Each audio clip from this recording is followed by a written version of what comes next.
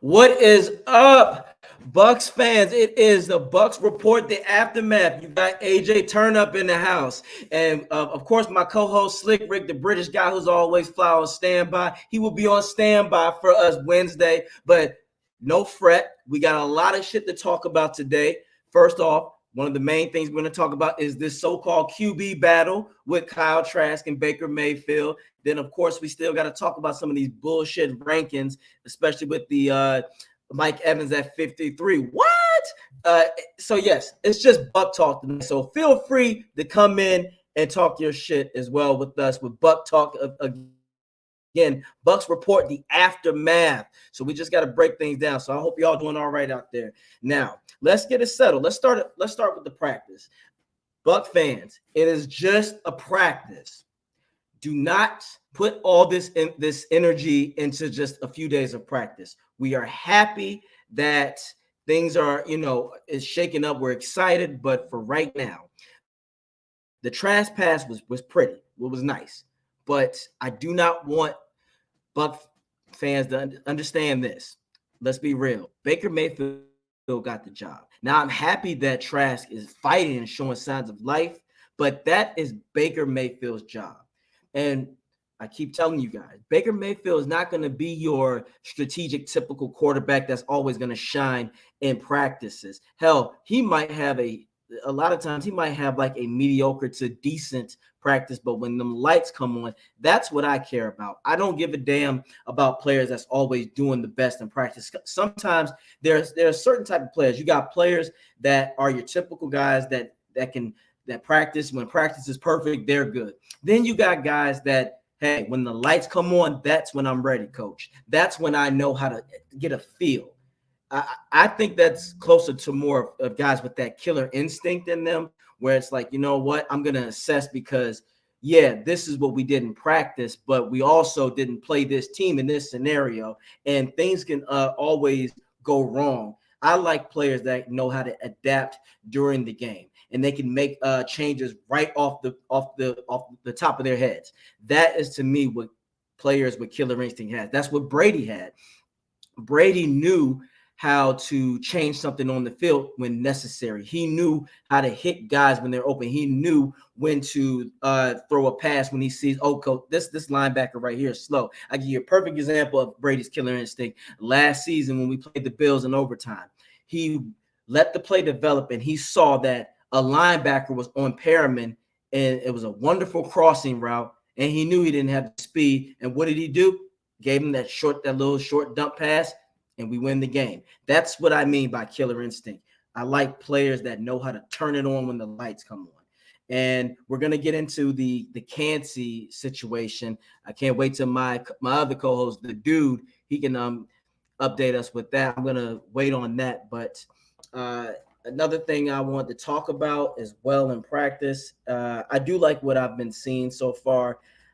I am enjoying the fact that things are, I feel the energy is a lot better this season from what I can see. I just hope that these guys truly understand that no matter how good you're doing, just keep in mind it can always go left. I want these players to be hungry. I want these players to play for each other and not worry about what the media says, good or bad. Especially for me, good, because if I'm a player, I don't give a shit about what the media is saying. Good, like I said, even if they're praising us, I would tell my players, hey guys, no matter what, we haven't done anything yet until we are hoisting a Lombardi trophy. That's what we got to do. We got to be hungry.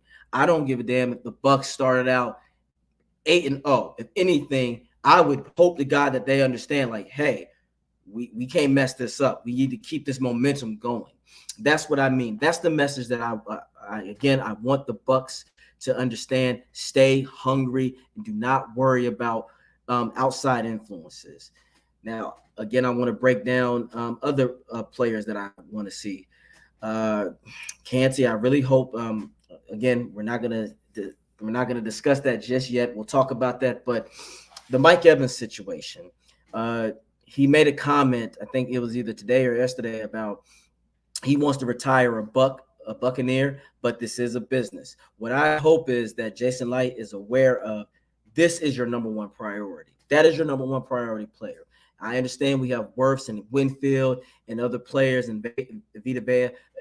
Damn all that. Your main guy that you always want to keep happy and be appreciative is Mike Evans. And here's another reason why, Jason, like that was your first pick as the GM for the Buccaneers. With that being said, that is your guy. And you struck gold. You hit lightning with him. Why not keep this man happy? Pay him whatever he needs. This guy has been nothing but sensational to the Buccaneers organization. No off the field issues. Always there to show up and grind no matter who throws him the ball. He's the kind of player that I like. I like his energy. I like that he fights for his teammates. As you can see, he's done that with Winston and Brady. A guy like that is a once in a while type of player. We need to do right by him. We have already seen in the past what has happened when the Buccaneers do not treat their players right. John Lynch, Warren Sapp, Derrick Brooks was the biggest disgrace that we'd ever do. You don't release a guy like that. You let him retire on his own when he is ready. So I hope the Buccaneers organization is fully aware of paying this man. He is number one priority. This guy is going to go down as one of the best receivers ever, especially if he breaks this Jerry Rice record with 1,000 yards. And I think he can do it. I want him to stay healthy because I've been seeing too many other guys getting hurt with Burrow and now Kancey. Take it easy. So, Evans, please don't do anything that's too crazy. I saw the battle with him and Jamel. I like the fact that I feel like if Mike Evans really wanted to, he could have done a lot more. But stay healthy. That is the key for Evans. I want him to stay healthy. So don't do anything too crazy. But yes, business is business. And I want the Bucs to conduct good business with the guy who is giving you everything, holds all the records, receiving records for the Buccaneers. He is the greatest offensive weapon the Bucs have had, period. Period. Up to this point, Evans is far beyond the greatest wide receiver we've ever had. Like he puts Keyshawn to shame. The only other guy that I put in that level with Mike Evans, of course, is Vincent Jackson. Rest in peace, because Vincent Jackson was a dog, but we didn't draft him. But Mike Evans is that guy. So pay that man. Reconstruct the contract whatever way you can to keep him happy. We want him happy. We need him happy. Mike Evans is an elite guy.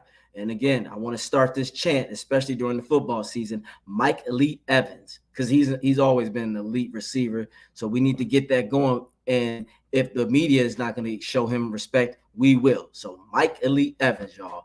Mike Elite Evans. Now, again, let's talk about what else is there we can discuss when it comes to the Buccaneers. Now, again, Mike Evans, 53. 53.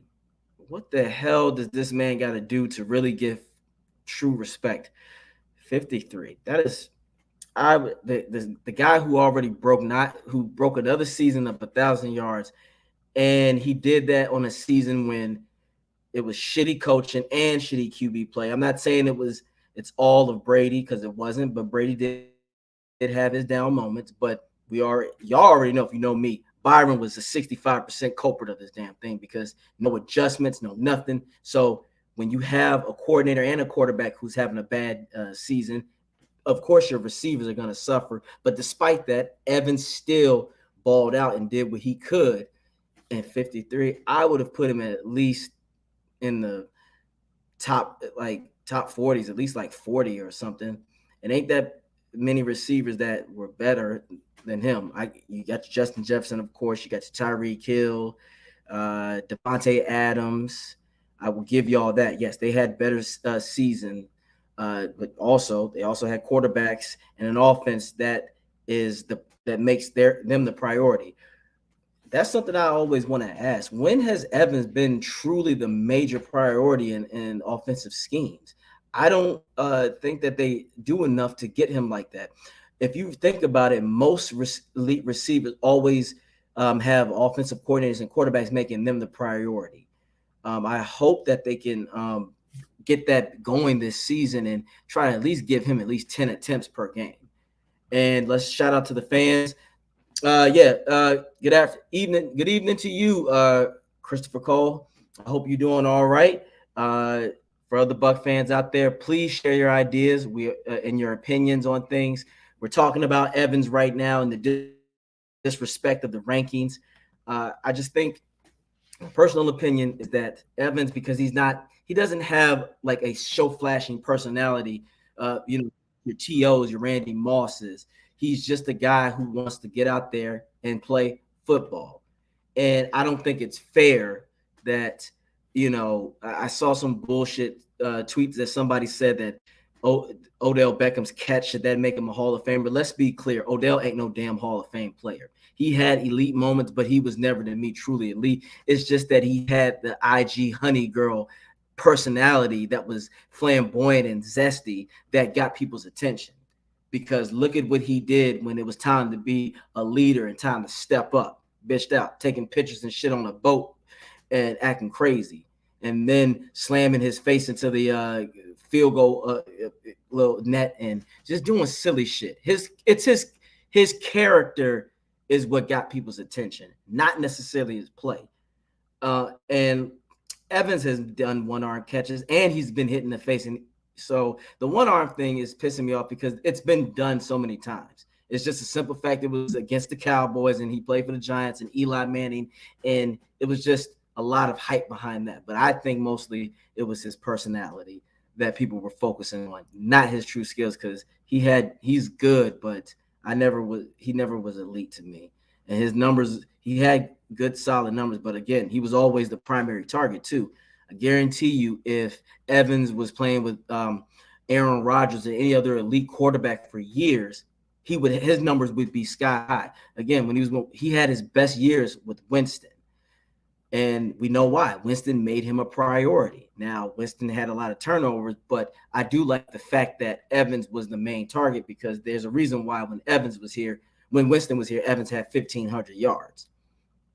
But so I hope Canales really focuses on Evans, because when we use Evans, Godwin, Russell Gage, these guys will get open, Parham and Otto. And that is the main thing that I hope the offense understands, is that Evans should be the number one priority to get people open, because we already know if you have to double Evans. If you don't double Evans, that's I feel like you're being disrespectful. It ain't that many corners that can take Evans one-on-one. And if there's no safety help, Evans, let's just go route or do a little slant. So, yeah, that ranking was bullshit. And we already talked about Wirfs. 98 is disrespectful. 90, that should have been his ranking in Madden. I don't get where people are like Wirfs. Ever since he's been in the league, he's done the damn thing. He didn't even give up a sack this season, so that should have automatically put him in the 30s or 20s. If he played for any other popular organization, he would be ranked higher and he'd get a lot more recognition. It seems like to me, I don't know who the hell is making these picks, but they don't know what the hell they're talking about or rankings. It just seems like it's a bunch of people who are looking at popularity or big name players. If a big name player didn't have a great season, then judge him by that. Like in Madden, Aaron Donald should not be no damn 99. The most I would put him at was a 92. He didn't have no spectacular season. So you're telling me now when someone's popular, you're going to give them that respect. But for someone who outplayed that guy, you're not going to. I think that's bullshit. I don't agree. But that's just how it is. I hope that we can learn from that, and I hope they actually start looking at players' skills and truly understanding, and not just going by, uh, oh well, did this guy sell a lot of jerseys this season, or is he popular? So I just hope that they don't do that. Now, what did Chris say? Some Buck fans want to trade Evans. We know that it doesn't make sense, and Slick could tell you, Chris, if we want to trade Evans, that first of all, if you don't think he's that good, what what do you expect to get out of him? If he is just decent, what do you think you're gonna get, a fourth or fifth round out of him? Why would you trade somebody that you don't think that's worth much? That makes no sense. Evans is gonna be a Buck. Um, I don't understand that. What do you, for people out there? What do you think we're gonna get a second round or a third round for him? But I thought he wasn't that good. I thought he was just okay. Come on, make up your mind, Buck fans. Evans is that guy. It's just the simple fact that you didn't last season. I'm going to say it again. We know that the coaching staff and the players were not on the same page. So what does that mean when they're not on the same page? The players suffer. Guys, the NFL is not basketball. So you don't get the NFL, your team is like a machine. Everybody has to do their part. If one person is messing up, that can fuck it up for everybody. The NBA, yeah, you're on the court, you can play offense and defense. Evans can't throw the ball to himself. Evans don't always call the plays and to call the shots. Evans also can't help if he is getting held, illegally. It's just how it works. So Chris, yeah, Buck fans just stop it. Stop this nonsense. Evans is that guy. But again, I wanted to talk about Wirfs. Wirfs should have been ranked much higher, but I just don't understand what it takes for him to get the respect either. Hell, Winfield was doing good. We still had a lot of players last season that was showing up. Where's Vita Vea? I hope Vita Vea at least can be in the 30s. That man he was the leading. He led the sacks. The Bucs team with sacks as a nose tackle. Nose tackles are mostly meant to stop the run and to get double coverage, and he's still doing the damn thing. So I just want Buck players. I just want any players in the NFL to be judged by their talent and their productivity, not because they're on a certain team or if they're popular or not. We got to stop that and let these guys and judge them again by their skills and not bullshit outside of the game. But yes. Now, when it comes to the Bucs, this preseason, well, when it comes to Kancey, I'm gonna let my boy Do talk about that, but I need this defense to stay healthy. If the defense can stay healthy, there is no reason for Bowles that this defense shouldn't be top 5 in my opinion, because if Kancey is all right and he stays healthy, that helps Vita Vea. Vita Vea stays healthy, he gets doubled. Kancey should take over. Yaya, I want Yaya. I expect big things from him as well. For JTS, I think if he can I want him to work on the fundamentals. If he can get his fundamentals together, he could be effective. I just think that he just sometimes relies too much on his athletic abilities and running around the linemen too much instead of sometimes you need to use your strength or your fundamental hand movements more than just your physical stuff. That's why we love Shaq Barrett. Shaq Barrett tries to do both. He's not necessarily the strongest nor fastest, or the fastest, but he gets the job done because his technique is on point. And that's another guy that I saw in practice that he's coming back in and he's ahead of schedule, but I hope the Buccaneers are cautious with him. And this is why you drafted these young guys. Let him slowly ease his way back into the lineup. Don't let him be in there for so much. I would look at him as a situational guy. Okay, Shaq, certain games we're gonna use you like I'd say the first 4 games if he comes back early, we're gonna use you more as a situational on a third down for right now, for a quarter and a half, just to get your body acclimated and we know that you're gonna be okay. Because I think Shaq, when he comes back in full form, this not will help this young linebacking core and Yaya, and of course Levante is going to be Levante. We're not worried about that. Devin, I know people are on his ass right now, the way he's been acting, and um, I'm not happy with it either. But I still feel like that he's gonna have a good season, and I think he's gonna show out because he has a lot to prove, especially if he wants to get paid. If you want to get paid, I've already told you, Devin, you're gonna have to put some miracle numbers up for me to go, oh shit, this is the guy. But for right now, I do expect a lot from him. And another, I've told y'all this. I want Carlton Davis. If Carlton Davis can catch the ball and get some interceptions, he'll be an elite corner. He has the tools. He's physical. He can make tackles. He knows how to recover. He doesn't always have the best speed, but he has good enough speed where he can keep up with the likes of number one receivers. If you go back and watch the 2020 season when we played the Vikings, the Justin Jeffersons, he shut down. I don't give a damn that he was a rookie. He still did what he needed to do. Carlton Davis, if he can start catching the ball, Carlton Davis can at least get 6 to 8 picks and take it back in the house at least two times. I see that much potential in Carlton Davis. I've always liked Carlton Davis. I like physical cornerbacks.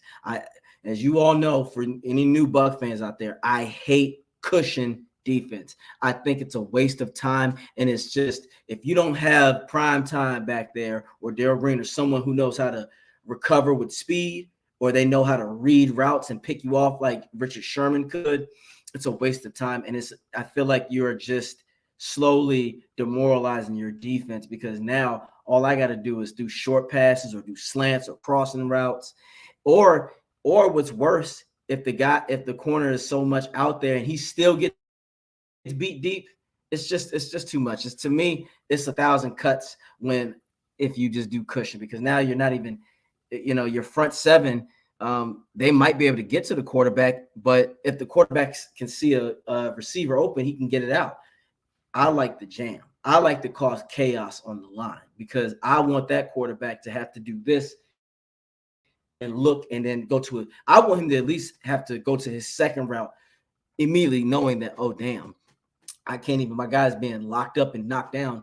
I can't even throw him the rock, because I want him to have to break out of the pocket, because I think we have a front seven that is good enough to make those stops. So that's what I want to see. I want to see that Antoine Winfield will take the next step of being an elite safety, if he's not that already. If he stays healthy as well, that will do big things for him, because of course he can do anything. I like him because he's a well-rounded safety. We can also use him in the nickel because he has just enough speed and he has great coverage skills, and he can also hit. So I expect a lot from him. If I'm Bowles, sometimes use him in some blitzes, as he does already. But this time I also want to see him. I think Winfield would be better in the nickel of jamming. I don't want him to do cushion coverage. I prefer him to be physical, because he does a good job with that. And who else on defense am I looking to step up? I think Dean is going to be fine. Dean is going to have another good season. But my guys that I really want to see to make things happen is Kancey, Yaya, and Carlton Davis. Those are my 3 guys on defense that I'm looking forward to. And I say again, with the health, if the Bucs can stay healthy, this Bucs defense should be good. With the new pieces that we have, I expect a lot of rotation so we can keep our players fresh. I do think that will be a good thing. Let's keep these guys fresh. For a guy like JTS, if he doesn't, the best case scenario for him, if we know he's not going to be the premier pass rusher that we want him to be, he can be a hell of a rotational player. He could be the guy that comes in and gives your starting your real starter some breathing room, and also still put fear into offensive linemen. Because now, let's say if Yaya's more of a strength guy with JTS's speed, now the lineman has to go, damn, I'm tired. I'm already tired because I've been muscle from Yaya. Now I got to worry about getting beat on the outside because JTS got a good jump, he got a good acceleration. So I still expect this defense to be top five. Of course, San Francisco has a better defense. Eagles, they got a solid defense as well. But I still do see the Bucs, if they can stay healthy, that this is a top five defense. And if this can be a top five defense, that will I think that the Bucs defense is going to have to carry us through the first 6 games of the season. If they can have the Bucs be at 3-3, I'm all for it. I am all for that because then the offense will start to pick up. Hold on. Yes, Bucs are working on an extension with Evans. Yeah, we know that, but I want that shit done before the season starts. I need that done. And one more thing I'll say about the defense is that we have Golston back. So with Golston being back, we already know what he's going to provide, and he's going to provide uh, a, a suffocating run defense. The Bucs do need to get back to that because when the run is stopped, that means the pass rush can thrive. I'm not worried about the Bucs run defense. I'm really not. But when it comes to the pass rush, I have to be a little weary. I have to be a little wary about that, to be honest, because I got to see more. I have to see more. Now let's get to the offense. Of course, I already expect Evans. I need all the players to stay healthy as well. Health is always going to be the number one thing for me. We know that. That's for everybody. But I already expect Evans to do the damn thing and get 1,000 yards. And that's going to depend on Canales. But I really hope Canales makes Evans that priority again. If they do it right, I will probably talk about this another episode when the season before the season starts. Expectations. I see Evans getting somewhere between 12 to 1,400 receiving yards and between 12 to 15 touchdowns. Now, if they use him more in the red zone, like they should, Evans should at least get between 18 to 20 touchdowns if they do it the right way. For me personally, in red zones, because we have a mobile quarterback in Baker, I'm bootlegging. Letting him run it out, make him improvise, and have Evans do a shallow crossing route or a quick slant and get him in there, or just throw it over the top. If there's no safety to help the corner, lob that shit up top. We know Evans is going to get it. That's Evans. He's that dog. He does that all the time. But I expect Cade Otton, and I know I said Otto earlier, but I expect Cade Otton to do a lot of things. I think he has potential to be a very good weapon in the passing game because what I saw last year, he's really going to be – I really would like to see Otton used in the seams, and also our guy Durham that we got from Purdue, our tight end rookie. I really expect to see him in the blocking because he's really good at that, but he's also good at passing. So certain plays do a double tight end set. Or put Cade Otton in a bunch. If anybody doesn't know me, because I love the spread offense. The reason why I love the spread is because of the weapons we have. In practice, I saw Russell Gage run a hell of a route. So I think if he's healthier this season, he's going to be dangerous. But I like that. Evans, Godwin, Russell Gage, Cade Otton. With those weapons, the spread will work. And again, with Baker Mayfield is good. We have a mobile quarterback, so we don't have to depend on the entire line to be perfect or the routes to be perfect, a guy like Baker can improvise. So there might be some plays where it's a 2nd and 5 or it's a 3rd and 2. Baker can use his legs to either get the first down or make a defense get scared and have to run to him, and then somebody will be wide open. That is the threat that we have that we did not have last season, as we know, because with Brady, we love Brady, but you already know Brady ain't running. So I expect a lot out of that. I want to see more crossing routes. That's what I need to see this season. A lot of more crossing routes, because we also got Palmer, the wide receiver. I want to utilize his speed. He's basically going to be our new Scotty Miller, Scooter. And shout out to him in Atlanta. I wish nothing but the best for him. I do think that we need to utilize the speed. So I say again, I want to go in the spread or use the bunch, where Evans is going to be doing a shallow crossing route, Palmer a straight go route with his speed, and or no, matter of fact, Godwin can run a slant, because as we know, he's good, or Russell Gage. But I want to get to the point where we use Russell Gage, where Godwin and Evans can both be on the outside, again, the X and the Y, but X and Z, I'm sorry. And I want them to do a lot of damage, because I don't want to see Godwin always in the middle anymore in the slant, because it seems like that's where his injuries get started, because we saw last season with them obvious short ass passes, they were trying to blow him up. Let's Russell Gage get in there and fight in those trenches now. Godwin has done more than enough to show that he's good at that, but let's put him in the outside again. Evans and Godwin on the outside, man, that's top. They're still top 3 best wide receiver duo in the league. I don't give a shit about that they're not as popular. Let's see what they can do now with a quarterback that can improvise. That's all I'm saying. That is all that I am saying. All right.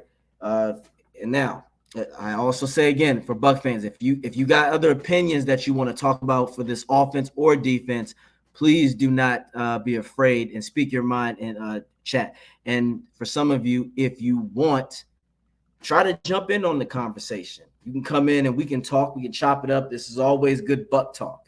I like this. I love it. And so anything else that y'all want to talk about, I'm here for. We can see it. Again, I'm just waiting for my guy, the dude, to come back in so we can talk about the Kancey update. But yes, with all that being said, the Bucs are going to have a good season. Let me get a sip, and I'm going to tell you why. The Bucs are under the radar. We're not going to be as respected. We're going to be overlooked a lot. And I hope so.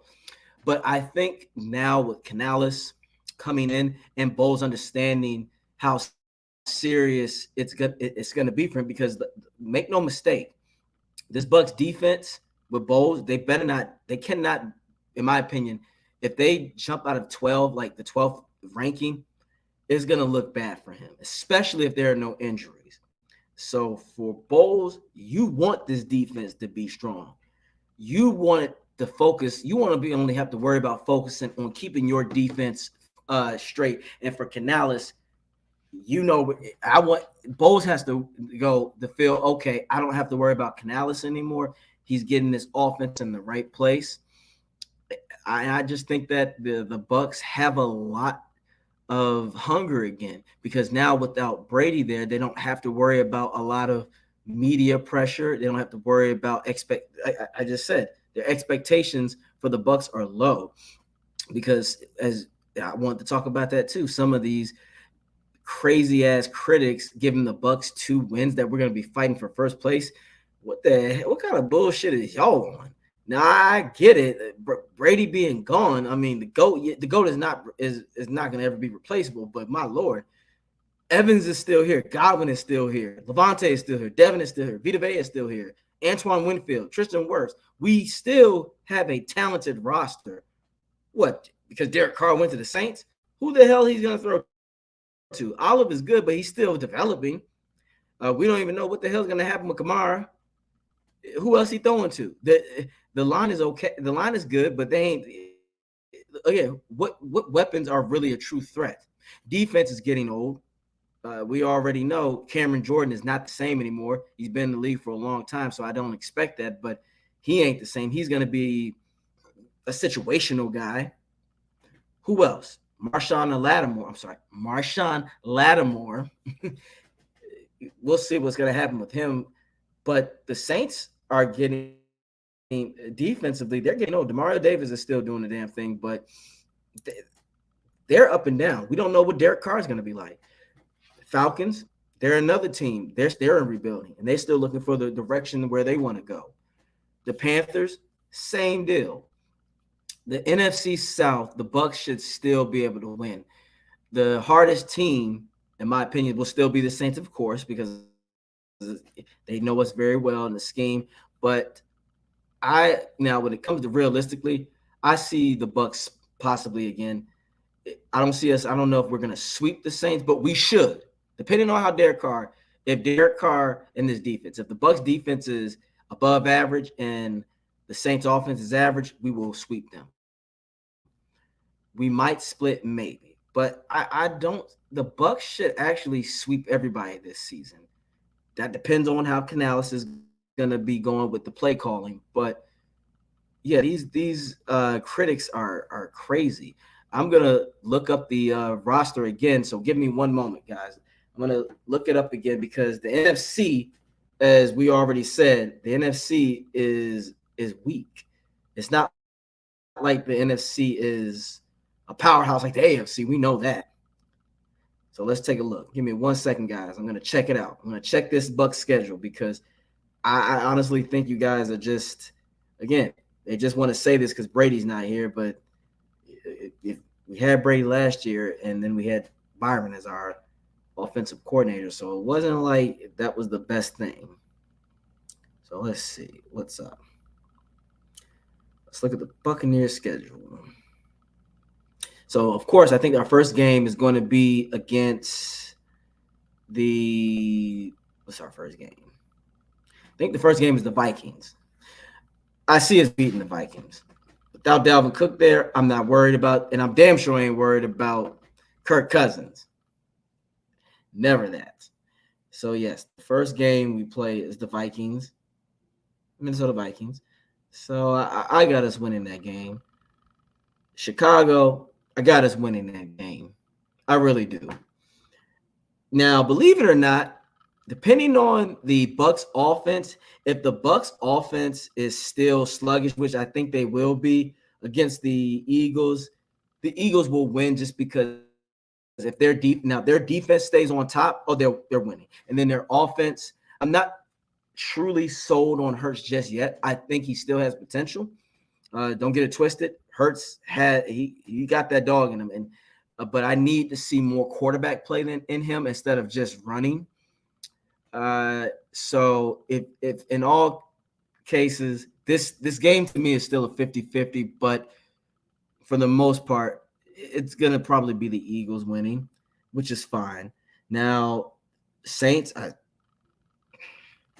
I see us beating the Saints. I just don't see anything in them. I don't see the Saints doing a damn thing, to be quite honest. I'm not sold on Derek Carr, and I told you already, offensively, what their weapons can't hang with the Bucs. Let's see. Detroit, that's another 50-50 because we don't know. Hope if they have the same momentum that they had last season, then yeah, they're going to give the Bucs a lot of problems. They're going to give the Bucs plenty of problems. So if you want, you could possibly, that's another 50-50. But so far, the only guaranteed one that I see so far is the Philly game. If you want to say the Bucs will lose the Philly game, I would not be mad at that. As long as the Bucs give them a fight. So right now, the first few games, the Bucs could literally be, so we got 1, 2, 3, 4, 5. by the time October gets here, the Bucs could be 3-2 or 4-1. Now that happens, we've already if they win more than 2 games, they have already uh you know they're already there with some of these critics. 2 games, damn. I can't believe that. 2 games. You really think that low the Bucs for 2 winning to win 2 games? Damn, we ain't that bad. Let's look some more. The Falcons at Tampa, I see us beating them. It's too like I say again, they're still looking for their direction. I don't see the Falcons maybe getting themselves into ultra competitive mode until week 9, week 10, to where they finally are going to get things going with themselves, depending on the identity and direction they're going. Let's see. Buffalo, that's probably a loss. That I can say that's a loss because they have a more complete unified team, and the Bucs offense I don't think will be ready yet to hang with the they can't. I don't know if they're going to be able to shoot it out with the Bills, because especially if Allen is balling. So that's going to be an L probably. Houston Texans. Enough said. Tennessee Titans. That's a win too. San Francisco, they get their quarterback situation taken care of. The Bucs will lose because they just have too much. Their defense will be overwhelming with our offense. I still think our offense is going to be sputtering. So that's a loss right there. That'll be a loss. The Colts, they don't. We already see what's going on with the Jonathan Taylor situation. So if they don't have a running game, that's it. The Bucs will win that game. The Panthers, Raymond James, that'll be a win. Atlanta by December 10th. If you want to say they have their offense in a rhythm, I can see it's possible that the Bucs will lose that. So I will say the Bucs lose that game. Green Bay, I think we should mud stomp them because I don't see them in any direction as well either. So don't be surprised if the Bucs. We should kick their ass. We should really whoop their ass. But I'm sorry, guys. I gotta go back. Give me a sec. I gotta go back to the Detroit game because that's the game where the throwbacks. Damn that. I'm changing that. We need to win that game. And the creamsicles. Hold on, you don't understand. You don't get what I'm saying. Give me a sec. With this right here, with this uniform, this right here, the Bucs better beat the brakes off of the damn Detroit. We gotta take it back. We gotta have that hunger like we did when we was in the NFC Central with their asses. We gotta take it to Detroit. We got to whoop that ass. We gotta take it back to the Dungy days where we started getting on the come up. We gotta take it back. I need to see Kancey or Vita channel their Warren Sapp. I need to see that. I need to see Levante play like the Derrick Brookses. I need to see Winfield give me some John Lynch-esque energy. I need that. I need that shit. So for that game, I need the Bucs to honestly beat Detroit at least by 17. Like I want it to be like 24-7 or some shit, or 31-10, something like that. I need them to win by 17 points. Make us proud with them creamsicles because I love the creamsicles. I fuck with the creamsicle. Look, I think that shit go hard.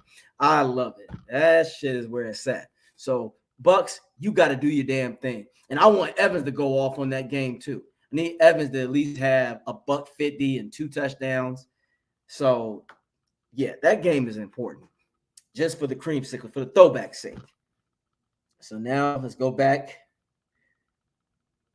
Panthers. We already talked about that. Atlanta, Green Bay, Jacksonville.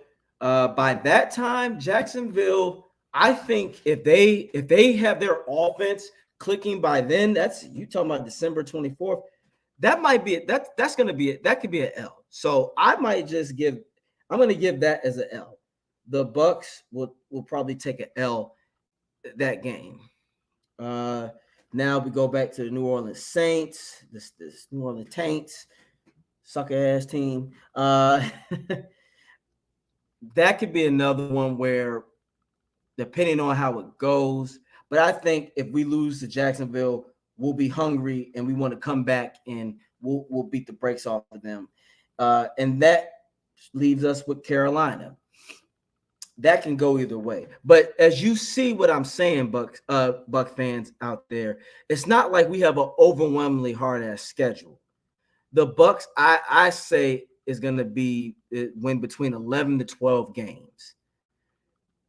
11 to 12 games, that's going to be good enough. And then we get into the playoffs, depending on, you got 3 legit teams in the NFC that will go to that can be that'll be a threat in the playoffs. That's your Philadelphia Eagles. We know that. They're going to be the recurring Super Bowl champions. And this is all barring no significant injuries. San Francisco, because they got it like that. Now, when it comes to the next team, Dallas. And I'll just say that just because Dallas has a lot of talent, but we know eventually Dallas will be Dallas. Dallas is going to pull another Dallas. But those 3 teams are the only ones I can say in the NFC that I would say legit playoff bound. I will say that.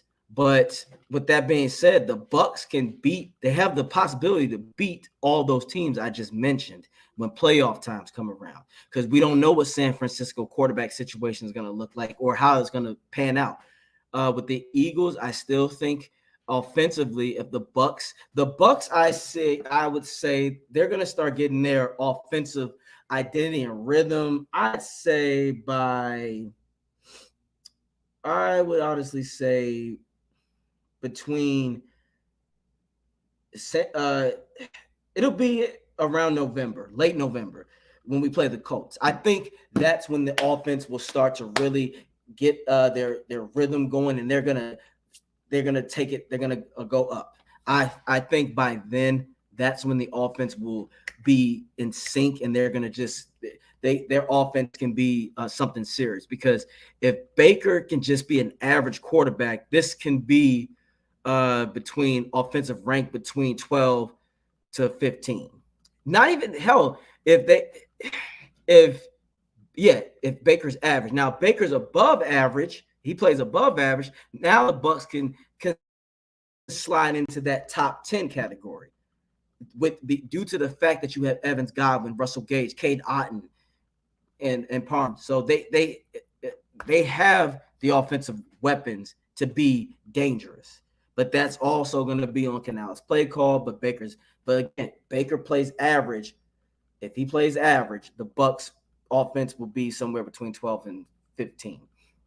And that's another thing we got to talk about, the running attack. If the running attack can be effective and less predictable, I believe in Rachaad White. I think he will do just fine. I honestly think he'll be our first 1,000-yard running back since Doug Martin. Now, with the running back situation and the way that people feel that it's not an important position anymore, this is the perfect time for Bucs for running backs to prove people wrong. Excuse me for a sec, folks.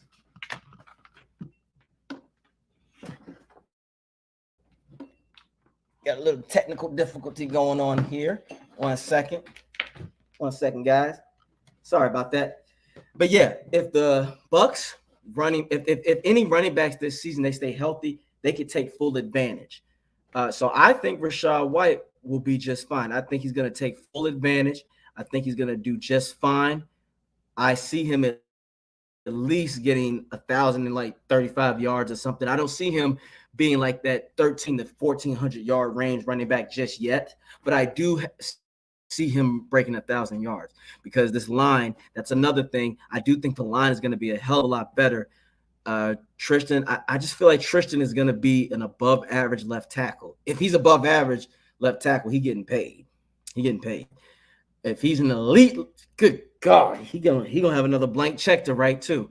He'll probably be the highest paid left tackle in the league. But I think Cody Mock, he's gonna be just fine. Jensen, I think after seeing that his press conference and how he was going through things, injury and his, and many blessings to him getting through that, and his son being there for him.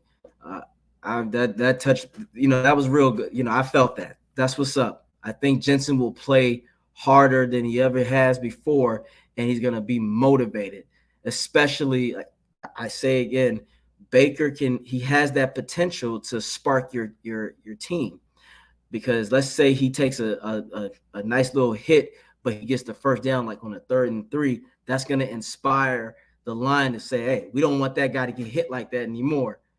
I just think that the line will respect that more, and Jensen's going to go back to being ferocious. And now that he's healthier, he can bring stability to the line. I want to see. I know people hearing about Getke is just black, but maybe Getke, if he plays back to his natural tackle position, maybe he'll do a lot better. So I expect a lot out of them. I really hope the right side is what's going to be where all Buck fans are going to be like, let's see what's going on here. The left side is going to be solid. We already know this. But yeah, Bucks offense, if they can just be average, they can at least by themselves, if they play average, by themselves could get between 4 to 5 wins. I do think this defense, again, is going to have to carry the Bucks through the first 6 games. They're just going to have to. I don't see the Bucks offense being ready just yet, because Canales has got to find that formula and rhythm, and he's also going to have to understand what works best for his players. I think the best coaching staff always utilize the best abilities of their players and not their schemes. So as much as I talk about running spreads or crossing routes, maybe there might be something there where Canales goes, no, let's do this because this is what this guy can actually do. But one thing I do want this offense to do is just try shit. Don't just do the same things that Byron did, knowing it doesn't work, and take advantage of players.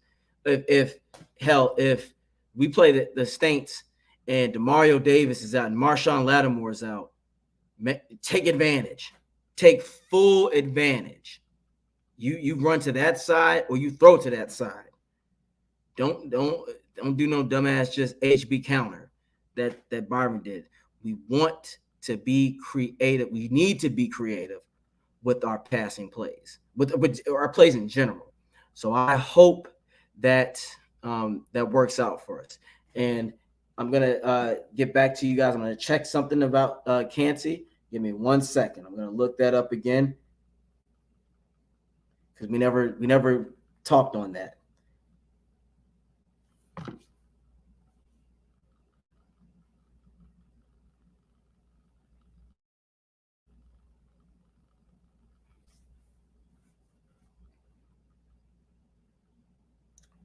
So it looks as if it was a calf strain, hopefully. And let's see. And this is and again, this is according, and I'm also looking at this. It says from what I was reading, that he was trying to tackle a dummy in practice, and it's a non-contact injury, of course. And it looks as if he still could possibly return week 1 when we play the Vikings. Now, at this point, of course, you want to protect your investment. First round, sit him out the first throughout the preseason. We don't need to see anything. The main priority is for him is to heal. We want to see him. I want him healed. So if he does play, and then if he even still doesn't look 100%, you only put him in for a few series. There is no need to rush him. We got 17 games. We'll have 16 games left to see what Kancey can do. There's no need to push it. So at this point, Bucs fans, Bucs coaching staff, you know what to do. Be cautious. If you see that this man if he's not 100% ready to go, hey, Kancey, we might not even play you. Or if we play you, you're going to be very limited. We might put you in as a situational guy. That means Logan Hall better step up. So that's what I love about this Bucs defense this year. We have a lot of rotational players that can help keep our starting line fresh. But also, Bowles, this is just a direct message to you. Please relax off the cushion coverage, especially during the first series. No need to fill them out too much. Sometimes it's okay to be physical and manhandle them. Punch them in the mouth first. See how they respond to that. That is the most important thing I think that hopefully this defense does this season is they do more man coverage. And if you're going to do some cushion coverage, mix it up, but don't let them be 8 to 10 yards out, at the most 5 to 6. But that is good news, though. I'm just glad it's nothing where Kancey is going to be out for several weeks. I hope he heals up, and when the season starts, I hope he does his thing. But that is all that I have for the night. Thank you for tuning in, and I appreciate you guys. Again, shout out to the dude and shout out to Slick, the British guy who stays fly. Check Bucs report out the aftermath again this Wednesday. So he will, when Slick returns, we're gonna have another show. So please tune in and check us out because we're gonna be doing the damn thing and talking again. And also, this season you'll be able to watch my personal podcast. It's about Buck and Time. I break things down as well. I give y'all what I feel like. Typically this is my show where I'm gonna just throw everything out there, but Buck and Time, you'll get the nice little sound bites, 3 to 5 minutes at most of the talking. And then also I'm going to be having merchandise. You can check out my link tree off Instagram, AJ Turnup. I got a lot of merchandise that's about motivation, and just check us out. And also shout out to everybody tuning in. Thank you, Sean. I appreciate you. And you join us sometime because we got a lot to talk about too. Especially, I know you already heard about people with the petitions trying having Washington go back to the Redskins. Now, if y'all don't know, I really want I want them to become Commodores. Hey, Lionel Richie come and do halftime shows for the DMV. Come on now, that's money right there. So I hope let's see if that happens. But again, I really thank you, Buck fans, for tuning in, and always go Bucks.